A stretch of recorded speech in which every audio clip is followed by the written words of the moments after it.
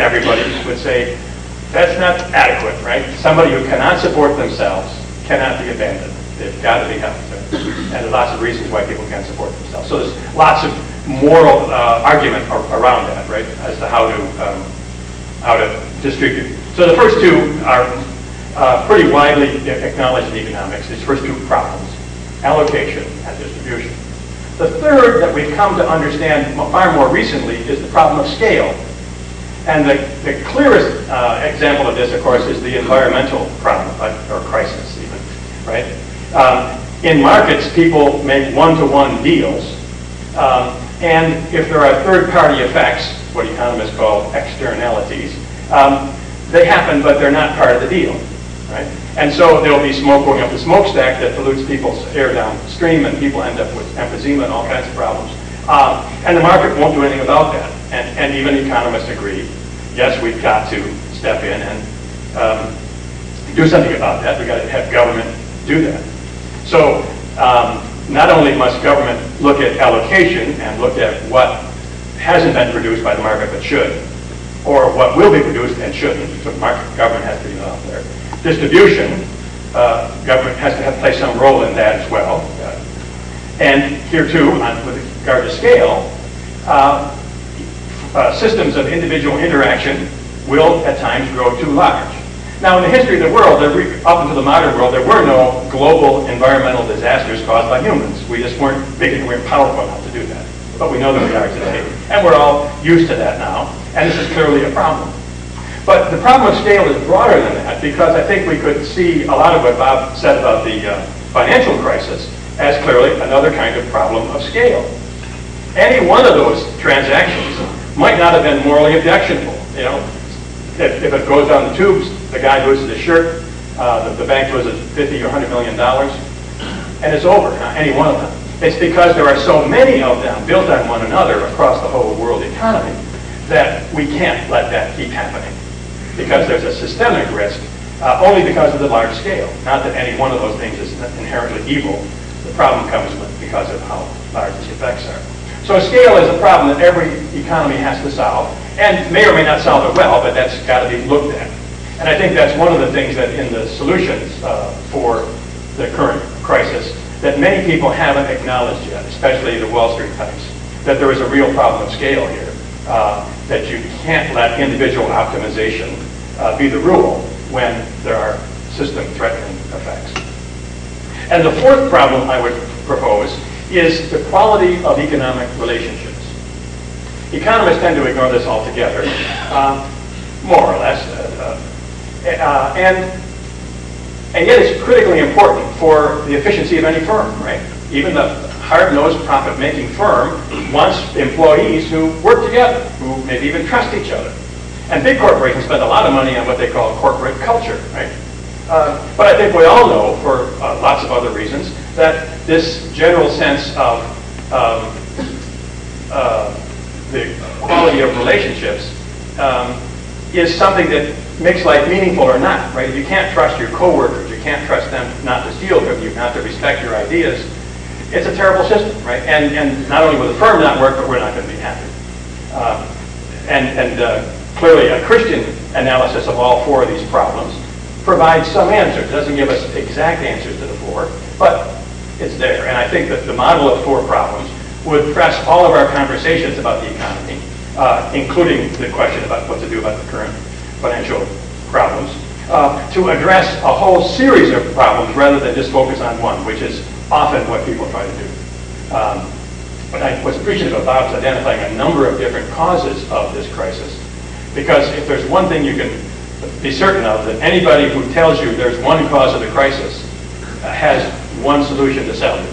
It's the solution that answers that cause. And they're ignoring all the other causes because, of course, they don't want the other solutions. It's a very complicated set of things that happen, including some that date back hundreds of years.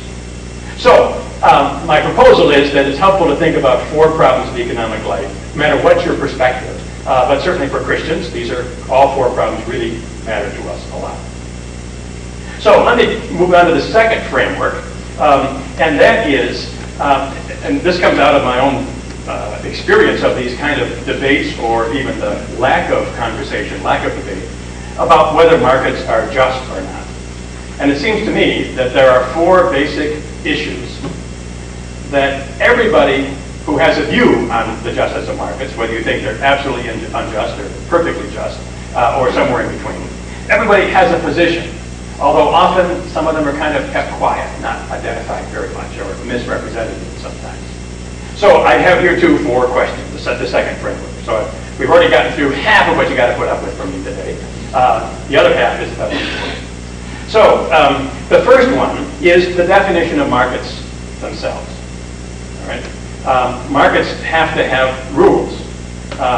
There's nobody who wants a literally free market. There's not a person out there who wants free markets, who really wants free markets. Because, of course, what that would mean is there are no rules, right? And if you wanted to, there's no law against your taking out a gun and in the middle of the night shooting your competitor so that your firm will do better and his firm will do worse, right? There'd be no rules against beating people up and stealing their stuff. And nobody wants a literally free market. So the use of the free market phrase is kind of a rhetorical device that's often helpful to those who are pressing for free markets, as they say, largely because they want less government control, and so they pretend that they really want free markets. But even the libertarians, the folks on the far right, want government to prevent force and fraud, is how it's usually said.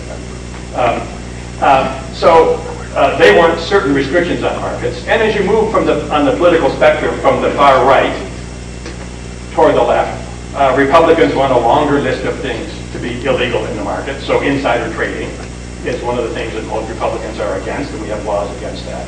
Democrats want more things illegal, like how you deal with your environmental wastes. Republicans might leave more options to the local firm, and Democrats want to make certain things prohibited. And you get all the way over to Marxists on the far left, and think of the old Soviet Union. They had a very long list of things that are so abusive we're going to make them illegal. And so ordinary people couldn't own corporations, for example, right? They were going to be owned by the government. So the one way of thinking about this is that there are a whole series of positions you can take as to how long is your list of things that are so abusive that we should make them illegal. All right? And that's how one of the ways of thinking about defining markets. So when I say the word define markets, however, I'm resisting the phrase that's often used on the right about government intervention in markets. Because it seems to me governments do not intervene in markets. Governments define markets. Right? Governments define markets by saying what is illegal to do in a market and what isn't. And when there's some kind of regulation, like in order to practice medicine you have to have graduated from medical school, you can think of that as a kind of prohibition. You may not practice medicine unless you've gone to medical school. So almost all the debates that go on in Congress about the economy are along this line. What will be made illegal and what will be left to the option of the market participants. And whatever your view of that is, you probably have a list of things that you think are so seriously abusive we should make them illegal. Other things you don't like but you won't make illegal. And other things you no doubt would like to have happen, that people be more virtuous than the law requires, because of course the law can never define all of morality. It's kind of the floor of morality, right? And so we all have a list. So I'm going to say that for these four separate issues, we all have four lists, and I'll get the other three here in a minute. And the argument will be that if you were the king of the world and you could set up the economy and our culture the way you want it, which of course nobody can and nobody should have that kind of power, but if you could, and you used your lists for all four of these issues, what I'm getting at is you will say, you know, that's a just economy. That's the kind of economy we're going to have. So we all got a list, even if we're not king, that for our vision of what's just. So the first item on the list is, what do you think markets, how should they be defined?